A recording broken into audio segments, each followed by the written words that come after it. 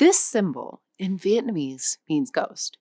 Change nothing but the pitch of your voice, and it means mother. Change the pitch again, horse. Again, rice seedling. Again, tomb. Again, bud. 6 completely different words. The only difference between them is what your voice does in less than half a second. In English, pitch is decoration. You raise it to add a question, drop it to sound certain, push it around to show you're angry or excited. The word underneath stays the same. In Vietnamese, pitch is the word. Vietnamese uses pitch the way English uses consonants. Get it wrong, and you haven't said a word badly.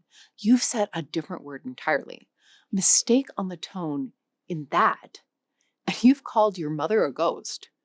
Mandarin does this with 4 tones. Cantonese does it with 6. Vietnamese does it with 6 too. And then stacks glottal steps, creaky voice and breathy voice on top of them. This is the rare language where your ears matter more than your mouth. Welcome to the Airlearn Language Show.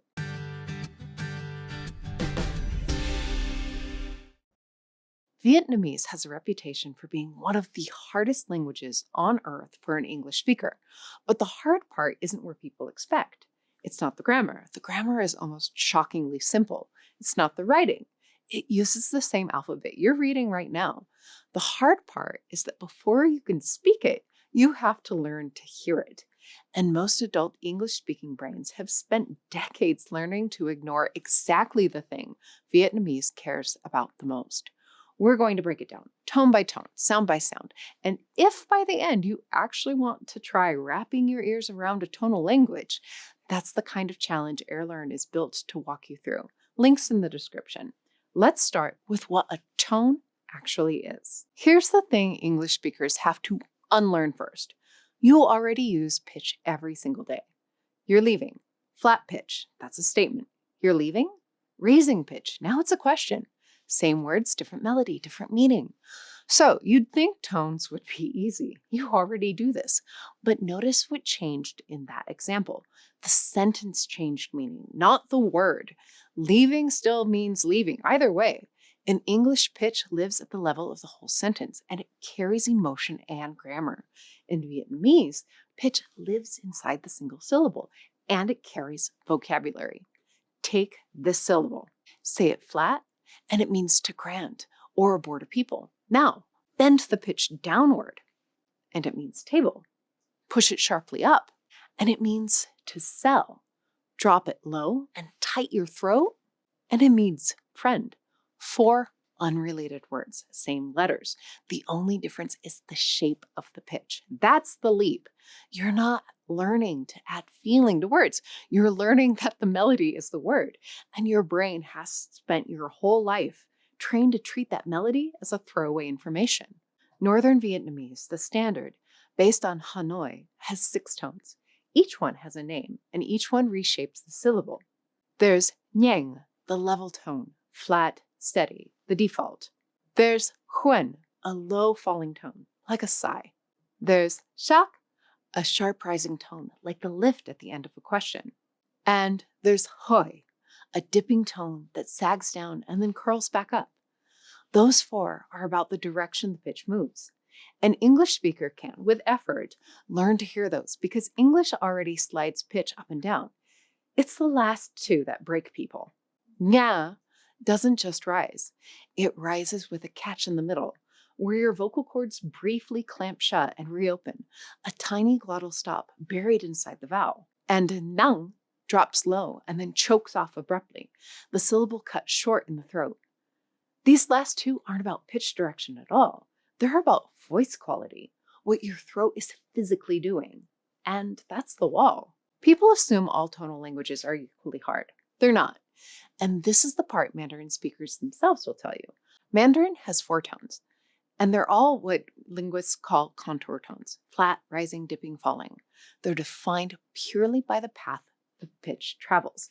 And that's why they're learnable for an English speaker, because English already uses rising and falling pitch. You're borrowing a skill you already have and applying it to a new place.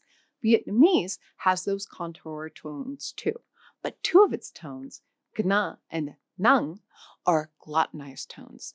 They're distinguished not by where the pitch goes, but how the voice is produced. Creaky, constructed, interrupted by the throat. English has no equivalent, nothing. You have never in your life used the tightening of your vocal cords to tell two words apart. So learning these tones isn't a refining skill you have. It's building a muscle you've never used. Mandarin speakers who pick up Vietnamese consistently describe it as a different category of difficulty, precisely because of this. Knowing one tonal language doesn't save you. The throat work is new. Now make it harder. Everything we just described is Northern Hanoi Vietnamese, the 6-tone system the writing is based off. Travel south to Ho Chi Minh City and the system shifts. Southern Vietnamese merges 2 of the tones, Hoi and Ni, collapse into 1. So the South effectively runs on 5 tones, not 6. You'd think fewer tones means easier. It doesn't, because the South makes up for it elsewhere, pronouncing whole sets of consonants differently than the North. And here's the strange coincidence. The writing system still marks all 6 tones. It was standardized on the Northern model. So a Southern speaker grows up writing distinctions they don't actually say. Imagine if English spelling forced you to write a sound your accent had dropped centuries ago. It's a bit like British versus American English, except the differences aren't just accent. They change which word you're saying. Tones aren't even the only obstacle. Vietnamese is stacked with sounds English simply doesn't have. Take the most common Vietnamese surname in the world, Nguyen. Something like 4 in 10 Vietnamese people carry it, and most English speakers cannot say it, even after coaching. I probably said it wrong. Look at what's packed into one syllable. It opens with an NG, a nasal sound English only ever puts at the end of the words like sing, never at the start. Then a gliding diphthong. Then the NGA tone with a glottal catch. 3 separate things your mouth has never had to do all at once, bundled into a single name millions of people answer to. And Vietnamese tends to swallow its final consonants. The word không, meaning no, barely seems to release that final NG. The word non, a common name meaning jade, ends in a sound that to an English ear lands somewhere closer to a P. Your brain keeps reaching for a consonant and recognizes and coming up empty. Here's the cruelest twist. Vietnamese uses the Latin alphabet, the exact letters you're reading right now. Learners see that and relax. Oh, good. At least I can read it. It's a trap.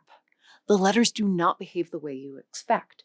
Vietnamese has extra vowels. English doesn't. All of these, each a distinct sound. It stacks diacritics on top of each other, so a single vowel can carry one mark telling you its quality and a second mark telling you its tone at the same time. And clusters that look familiar, GI, KH, NH, NG, TR, sound nothing like they would in English. And the reason for all of this is historical. The alphabet was built in the 1600s by Catholic missionaries trying to write Vietnamese sounds using European letters.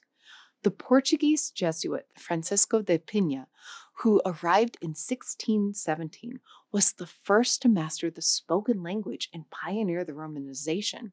After his death, other Portuguese missionaries refined it, and a Jesuit from Avignon, Alexandre de Rhodes, pulled the work together and popularized it, publishing the first Vietnamese-Portuguese Latin dictionary in 1651. What you're looking at, in other words, is a 400-year-old compromise. Southeast Asian sounds forced into an alphabet that was never designed to hold them. The diacritics piling up on every vowel are the seams of that compromise, still showing.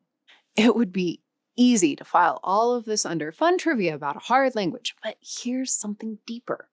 Vietnamese is spoken by around 85 million people in Vietnam and millions more across the world. It's one of the most spoken languages in the United States, Australia, and France. This isn't an obscure tongue. It's one of the major languages of the planet, built on a logic of sound that English speakers find almost invisible.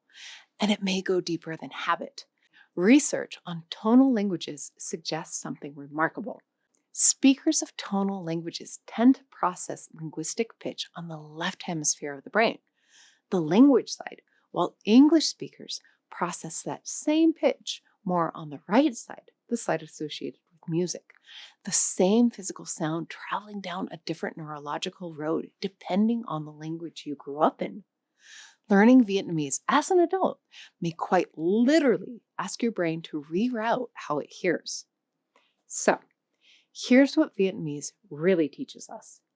We tend to think the hard part of a language is the vocabulary, all those words to memorize, or the grammar, all those rules. But Vietnamese grammar is simple, and its vocabulary is no worse than any other. The wall is sound. You can memorize every word in the dictionary and still be completely intelligible if your tones are off. You can nail all 6 tones and still fall short if your throat won't make that catch. Vietnamese doesn't really ask you how to learn new words. It asks you to hear differently, to take a part of sound of your brain decided long ago was just decoration, just emotion, just music, and promote it to the level of meaning, to listen to half a second of pitch and pull a word out of it. And for most English speakers, that turns out to be the hardest thing any language has ever asked of them. Not the speaking, not the hearing. If that challenge sounds less terrifying and more fascinating to you, if you want to find out whether your ears can be retrained, that's exactly the kind of journey Airlearn is made for. Start where it's hardest. Links in the description. See you in the next one.